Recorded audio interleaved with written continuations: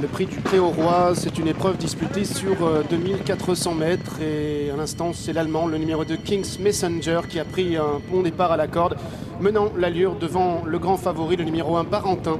Casaque blanche à son extérieur, alors que Beau Brave se rapproche en dehors, maintenant troisième, accompagné par le numéro 4, Hammerfest. On retrouve ensuite le 6, Taxman, qui est tenté pénultième devant le numéro 5, Streetler, qui galope en avant-dernière position.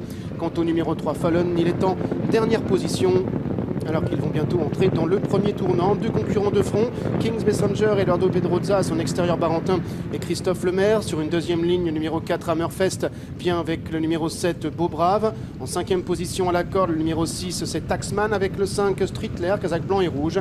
Et en dernière position, toujours le 3, Fallon. La sortie du tournant abordant la ligne d'en face avec King's Messenger qui est désormais seul en tête.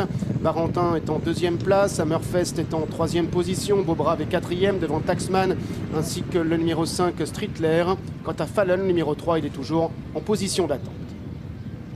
Ligne d'en face, King's Messenger, Barentin, Hammerfest et Beau Brave qui sont toujours ensemble. Sur un troisième rideau, on retrouve toujours Streetler et le numéro 6 Taxman. Et seul en dernière position, le 3 Fallon.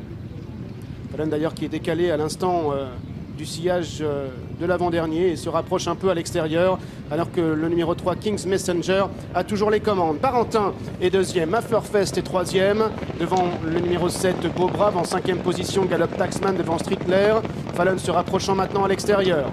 Tournant final avec Hammerfest qui a les commandes depuis le départ. Barentin qui maintenant est dans son sillage avec Hammerfest qui est troisième. Beau Brave est en quatrième position. Fallon qui poursuit sa progression maintenant à l'extérieur, qui vient encore avec Streetler ainsi que Taxman qui se retrouve en dernière position. Toujours le numéro 2, King's Messenger, qui est le meilleur accélérant maintenant, comptant une longueur d'avance devant le numéro 1, Barentin, avec Hammerfest qui est en troisième position. Beau Brave à l'extérieur, Streetler qui vient ensuite cinquième, accompagné par Fallon, alors que Taxman est en dernière position. King's Messenger qui a toujours l'avantage, tentant maintenant de repartir, mais Christophe Lemaire qui est dans son siège avec Barentin qui maintenant va décaler son poulain en temps de revenir avec Hammerfest. Streetler également qui vient encore avec Beau Brave. Toujours King's Messenger qui est à 50 mètres du but à le meilleur devant Barentin. Streetler qui termine bien côté corde avec Hammerfest son extérieur. King's Messenger, Streetler de plus en plus fort. Barentin qui tente de réaccélérer. Streetler de plus en plus fort côté corde qui prend maintenant le meilleur et s'impose. King's Messenger est deuxième. Las Barentin va prendre la troisième place.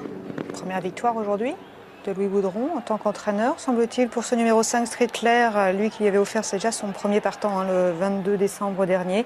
Et il s'impose aujourd'hui à la cote de 8 €. C'est la montre de Yoritz Mendizabal. La deuxième place pour le numéro 2, King's Messenger, qui est allé loin, le concurrent, à distance du poteau. À 10 mètres du poteau, je crois. À 10 mètres du poteau? Oui, un truc comme ça. Pour le coup de bâton, c'est sûr qu'il y a eu un coup de bâton, mais vous voyez ce que je veux dire, il faut que... Mais on voit bien. Il faut que... Si King's Messenger a gardé sa ligne, parce qu'à un moment donné, on a vu qu'il y a quand même pas mal d'espace entre les deux. Et ensuite, ils se sont recollés, mais il faut savoir qui a fait le mouvement. Mais là, on a bien vu le cheval lever la tête nettement. Et ça peut l'empêcher d'avoir obtenu la 2. Moi, je pense pas. C'est aussi une question qu'on peut se poser et que les commissaires